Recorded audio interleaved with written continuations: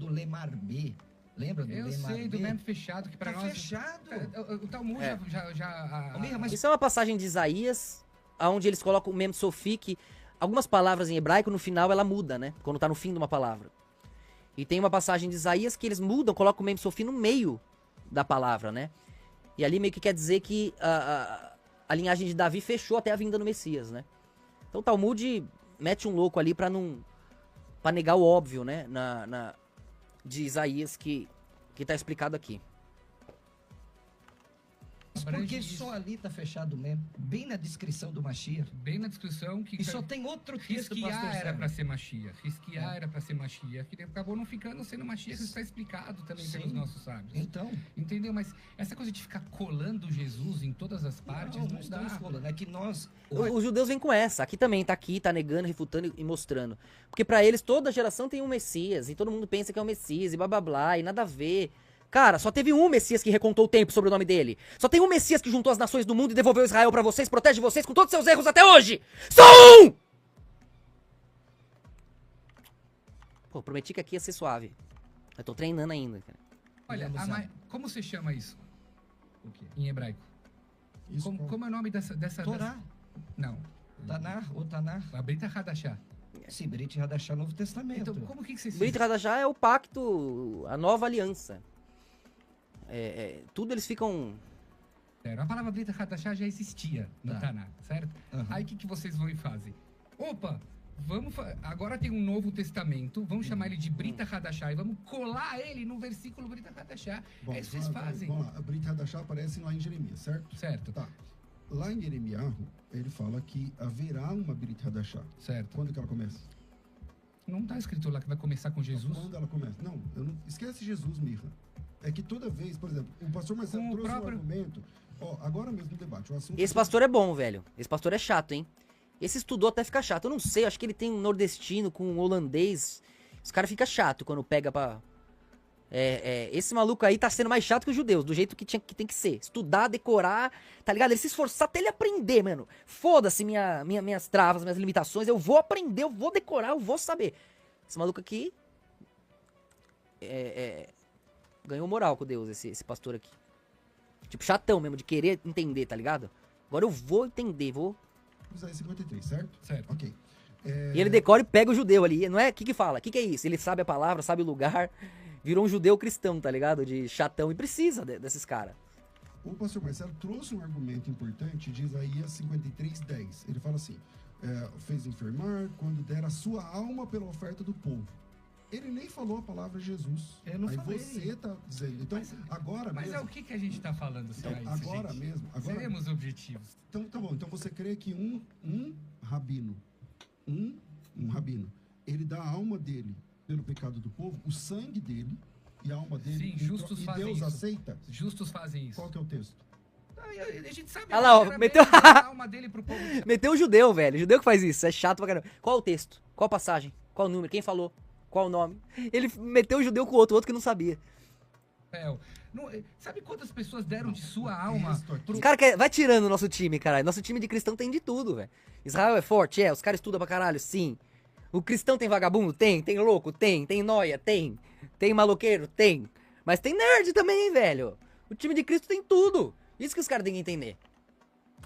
E não pro diz a povo de alma. Israel. O texto aqui diz o seguinte: Deu o seu corpo. ele vai dar o seu sangue como de um cordeiro. Exato. O sacrifício é substitutivo, é o cordeiro no lugar do pecador, cordeiro inocente no lugar do pecador, e aí ele vai dar isso como oferta pelo pecado. Pastor, Jesus se calou quando ele morreu? Sim. Não, ele falou alguns dizeres.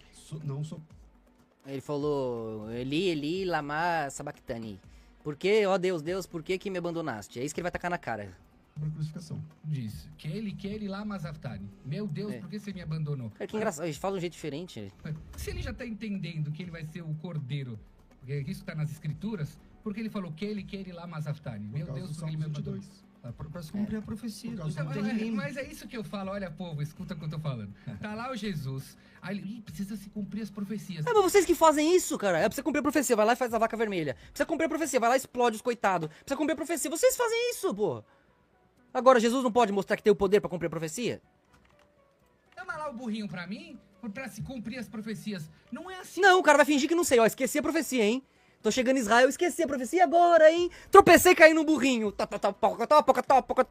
Porra, eu tento até fazer isso, eu não leio nada, tento esquecer tudo pro bagulho se cumprir, e vai. Só que você vai lembrando, vai pegando, vai aprendendo. Nós todos que somos livres tentamos ser livres, mas vocês são os que mais seguem o que tá escrito e tentam copiar o que tá escrito e vem falar isso? Não, que isso, cara? Que funciona. Eu não posso chegar assim, ó, mestre, agora eu preciso sair daqui do negócio. Chama o burrinho pra mim se cumprir as Tá, profecias. minha Não, Mas vocês é que- estão lá explodindo o pessoal, querendo fazer o templo pra cumprir profecia. Que argumento é esse? E se Não cumpre essa funciona profecia assim. do Hashem, como é que Israel, um povo pecador, como todo mundo é, Como Jesus consegue também. carregar? Não, Jesus não. Como não? Jesus não. Profanou o Aí eles sábado. falam Hashem, também toda Hashem. Hashem é o nome. É o nome. É Deus, pô. É Deus. Como é que o povo de Israel, sendo pecador, e Jeairro deixa claro isso desde o capítulo 1. Caralho, tô com uma olheira com essa Desde luz, o filha da capítulo puta. 1. Povo pecador. Isso. Certo. Como é que um pecador vai purificar outro pecador, Mirra? Os remanescentes do povo de Israel vão se sacrificar pelo próprio povo de Israel. Mas que é são pecador. pecadores. Como é que um Todo- e Jesus- pecado... Cara, não, mas tá lá, que tá uma unidade clara lá. Tá uma unidade clara. Não faz sentido esse argumento que ele tá dando, ó. Você pega aí o livro. Vai lá na página 145. Você vai ver. Vamos lá, os argumentos que ele tá dando aí. Dos versículos 1 ao 3, você vai perceber o texto usando a expressão dele e a ele, a todo momento. Né? Isso em Isaías 53. Trazendo a ideia de uma pessoa ao invés de nação. Como dizem alguns judeus, tá? Que ele tá dizendo aí. O versículo 3, além de afirmar que o povo desprezou, trazendo a ideia de que uma pessoa foi abandonada pelo povo, tá claro lá no versículo 3.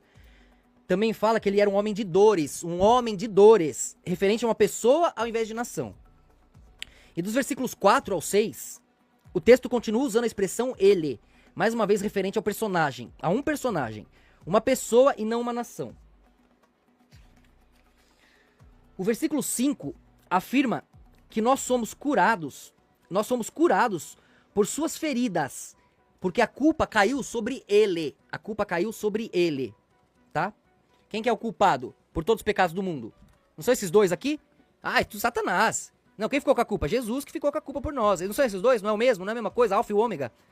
E aqui a história tá conectando tudo, do céu ao inferno, a queda da escolha da consciência, de uma maneira neutra, olhando dos bastidores, sem essa de olhando o fluxo da presença de Deus em tudo, né? Então, ó, o servo sofredor não pode ser Israel. Servo sofredor, por quê? A mesma não pode ter poder pra curar algo, sendo que ela mesma tá se chamando de doente. Entendeu? A Israel não tem o poder pra curar ninguém de nada, já que ela mesma se diz doente aqui no versículo. Ela tá matando a cura, negando a cura, que é o Messias no versículo. Como que eles estão falando que é a mesma coisa? No versículo 7, do 7 a 9, o texto continua com a expressão ele, no intuito de mostrar uma pessoa ao invés de uma nação. O servo sofredor não pode ser Israel, como alguns afirmam, porque o versículo 8 afirma que ele sofreu por causa das transgressões do seu povo. Entendeu? O versículo 8 afirma que ele, o Messias, ele sofreu por conta da transgressão de Israel. Como é que pode ser a própria Israel sofrendo pela transgressão de si mesma e pagando o preço puro por um pecado que tem dela? Então, ó, portanto, se o servo sofredor for mesmo Israel, quer dizer que Israel sofreu por Israel? Não tem nexo nenhum. Um judeu dando esse argumento? Eles fazem de tudo pra negar o óbvio. Na época, beleza. Agora Cristo dominou o mundo, tá salvando eles em tempo real. Eles só existem por causa das nações cristãs. Tudo óbvio, tudo cumprido e os caras continuam. Né? Se de fato o servo sofredor for mesmo Israel, então como explicar essa sepultura no versículo 9? Né? Além do mais, o mesmo versículo 9 afirma que ele não falou nada enganoso. Ou seja, ele não mentiu. Israel sempre mentiu, vive mentindo o tempo inteiro, mente até hoje. Entende? Israel mente o tempo inteiro, ninguém vai negar isso. Nem os rabinos negam. Nem a Torá nega, nem o Tanakh nega. Mas ele, o Messias, o servo sofredor, não mentiu. Entendeu? Ele morreu sem mentir. Então como é que pode ser o mesmo? Como é que pode ser Israel e não o Messias? Porque segundo os rabinos, Isaías está falando de Israel, não de Jesus. Não faz sentido nenhum. A própria Bíblia judaica admite as mentiras de Israel. Então não tem como falar que é Israel que não mente. É lógico que foi o Messias. O versículo 10 afirma que Deus se agradou com o sacrifício que ele fez. O povo de Israel que nega a sua existência acredita que Deus não se agrada de sacrifícios humanos. Mas como isso é possível se o texto do Tanakh afirma que o sacrifício agradou a Deus? Inclusive a passagem de Abraão e várias outras. Agora, quando um justo que aguenta a escuridão, aguenta a morte, vai lá para proteger quem não aguenta, que é o pecador, isso tem valor para Deus. Agora, isso é diferente dele ser um injusto. Ainda que esse servo sofredor fosse Israel, não deveria Deus ter rejeitado seu sacrifício, já que eles pregam que sacrifícios humanos não são aceitos? Por isso que eles rejeitam a cruz de Cristo? Né? Ele negou Abraão também, ia negar... É lógico que ele se colocou como colocou como uma possibilidade o sacrifício do justo pelo pecador. Isso é óbvio para a Torá e para o Tanakh. O versículo 11 afirma que o servo sofredor é justo e tornará muitas pessoas justas porque ele sofre pelos pecados delas. Ele sofre pelo plural. O singular sofre pelo plural, tá? Então como pode Israel ser uma nação justa se pecou e peca até hoje, batendo recorde de aborto, ateísmo, promiscuidade no solo santo, negando a existência do Messias que devolveu a terra para eles? Outro detalhe no versículo 11 é que Israel não pode sofrer pelo pecado de ninguém. Israel não tem poder para isso, porque Israel é pecadora. E isso a Torá e Tanakh diz. Então, no versículo 12, o versículo 11, passagem 12 aqui, o versículo 11 afirma que ele carregou o pecado de muitos e intercedeu pelos seus ofensores. De novo, singular defendendo o plural. Ele defende os seus ofensores. O que Cristo faz hoje? Israel vive dos impostos de cristãos. Israel vive das nações e forças armadas de países cristãos.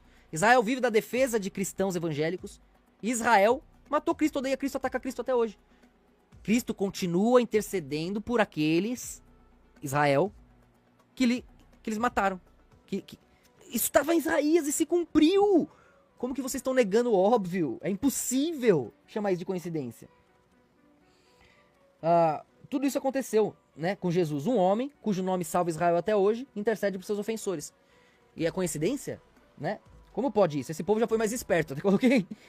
Essa cegueira é obra divina, pois contraria a própria lógica que eles tanto se gabam de ter. E conforme a gente leu em Mateus aí, eles não podem enxergar isso. Porque Deus não deixa, porque faz parte de um fluxo de espirais.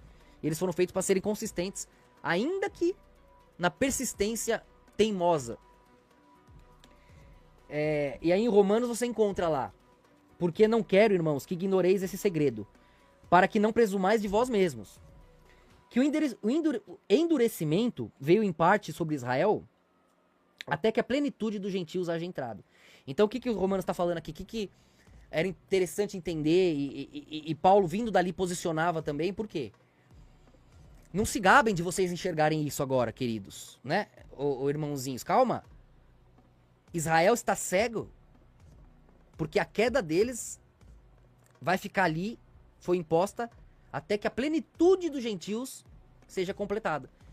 Então é um sacrifício de Israel também, seguindo, querendo ou não, o seu próprio Messias, de se desfazer na escuridão, de se ver no lugar do erro, como Israel daqui a pouco vai ver, os rabinos vão acordar e falar: meu Deus, o que a gente virou? Negamos o Messias que nos ama, nos salva, morreu por nós, e batemos recorde de aborto, ateísmo, promiscuidade no solo santo. O que Israel virou? O que Talmud é? O que são essas coisas horríveis escritas no Talmud? Meu Deus, que vergonha! Eles vão acordar, e eles vão se ver no erro, na imundície. Mas Jesus já passou por lá, já limpou tudo e tá dando uma nova chance pra eles, assim que eles acordarem. E é isso que foi prometido, é isso que se cumpriu. Tá se cumprindo em tempo real. E eles fingem não ver, né? Se movimentar é isso. Então, não deixem de ler, tá? Pra entender tudo isso e ter argumento pra todos eles. E ainda converte o que gastou em inquérito que vale comida e água em tempos de crise aí. Foda aqui esse microfone. Tira o pecado, E como um homem que você concorda que é de osso e carne, não é pecador. Como é possível isso? Então vocês... O osso e carne é pecador.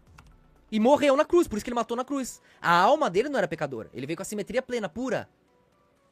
pura e forte, a luz pura, única, capaz de aguentar a escuridão do vazio. Com aquela alma pura, ele carregou o corpo pecador da humanidade e matou. E aguentou a morte vivo, para que quem passasse pela consciência dele ganhasse, né, um novo corpo, numa nova vida, né? Uma nova, um novo corpo, um corpo transformado. É o mesmo corpo, vai ser você, né? Mas de uma maneira transformada, reciclada, que aí você vai estar se vendo, uma continuidade, senão é em vão, né? Para não ficar mal interpretado aí. Então é isso. O pecado não entrou na alma dele. Pelo contrário, o pecado foi oferecido ali, foi o que ele deixou morrer. Mas o nome, a alma viveu. Tanto é que a gente tá falando dele agora. O mundo se refez sobre o nome dele. A alma dele vive. E nós vivemos, cada um aí, diante de um sistema, de uma ordem que não consegue apagá-lo. E tenta, hein? Mas gira em torno dele, aguardando a sua volta até agora. Mesmo Israel depende disso. Se aparecer um cara, todos os cristãos falando que é Jesus, ferrou pra Israel. Porque o Jesus ou destrói tudo ou salva eles.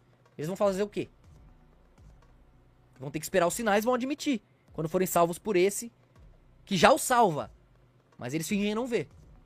Agora, os momentos finais, da dor mais intensa, aí eles não poderão negar. Né? Infelizmente, aí vão culpar Deus. Deus tá tentando por bem. A hora que as nações acordam por causa do Talmud, começam a odiar a Torá, como é que fica? Nós, por amor à Torá, por amor a Israel verdadeiro, vamos protegê-los. Aí eles vão ver, o Messias fez tudo isso. Agora até lá, não adianta falar, você pode falar com a maior coerência. Ele vai sentir, vai chorar e se arrepiar e falar, nossa, que bonita magia, bonita poesia. E dane-se, entendeu?